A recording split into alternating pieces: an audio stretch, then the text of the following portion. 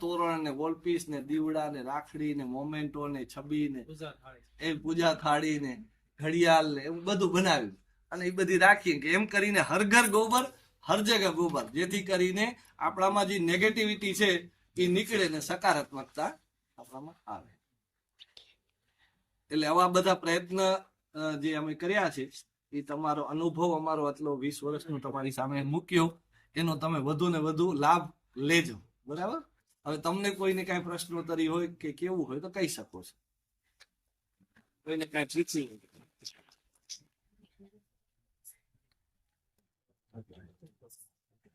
મનોજભાઈ ખૂબ સરસ વાત કરી બધી આપણને. તો આપણે કાંઈ મૂંઝવતા કાંઈ પ્રશ્ન હોય તો પૂછી શકાય, ખેતીને લગતા કાંઈ, ગ્રામ્ય વિસ્તારને લગતા કાંઈ.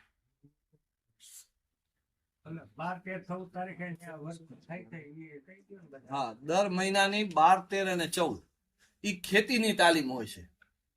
એ 3 દિવસની હોય છે. એમાં ખેતી શું છે, પછી જમીનને પોષણ કઈ રીતે, રોગ જીવાત અને મિત્ર કીટકો કોણ, દુશ્મન કીટકો કયા, મૂલ્યવર્ધન, માર્કેટિંગ, એ ખેડૂતો જે અનુભવી ખેડૂતો છે, વેલજીભાઈ ભુડિયાને તમે સાંભળ્યા હશે, મેઘજીભાઈ હિરાણી, મગનભાઈ આહિર, જે 25, 30 વર્ષથી કરે છે, એવા ખેડૂતો વિષય મૂકવા આવે ત્યાં. બરાબર.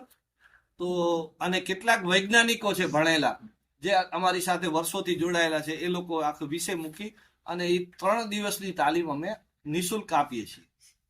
એમાં પણ કોઈ પણ આવી શકે. બીજું છે કે અમે એવી 100-150 પ્રોડક્ટ બનાવીએ છીએ. એના માટે શીખવું હોય તો કોઈ પણ છોકરો કે કોઈ પણ વ્યક્તિ કે બહેન કે એ ત્યાં રહેવા જમવાનું નિઃશુલ્ક, 1 દિવસ રહે, 2 દિવસ, 2 મહિના કે 12 મહિના, કોઈ ચાર્જ નથી. અમારા માણસો કામ કરે, એના ભેગું એને કામ કરીને શીખવાનું.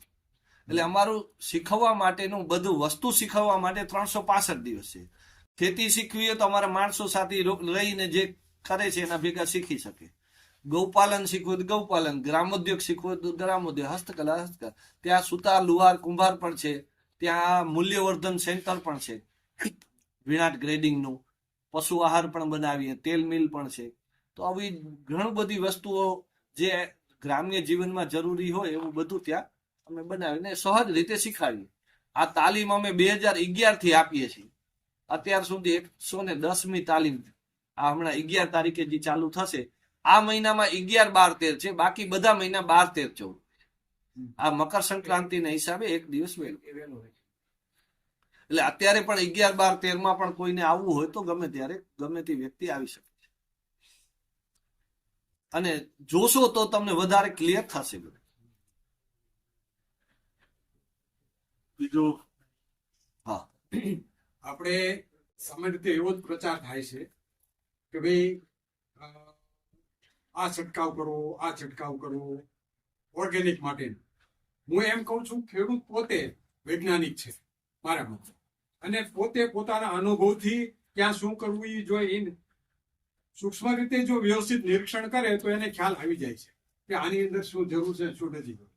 માત્ર આપણે એટલું જ કહેવું જોઈએ કે આપણે ઝેર નાખવાનું નથી કોઈ પણ સંજોગોમાં, ઉપર કે જમીનમાં. છંટકાવ નહીં, જમીનની અંદર ઝેર નહીં નાખવું. આટલું કહેશો એટલે ખેડૂત, મારો એક અનુભવ છે આ પ્રેક્ટિકલ, આટલો અનુભવ કરશું ને એટલે આપણે ઓટોમેટિક સાત્વિક ખેતી અને સમૃદ્ધ ખેતી અને સંસ્કાર વાળી ખેતી એની મેળે ખેડૂત પોતે ઉભો થઈ જાય. પણ ઘણી વખત ખેડૂતો ભ્રમમાં આવી જાય છે. દાખલા તરીકે આપણે એમ કહીએ કે આ ભાવ મળશે,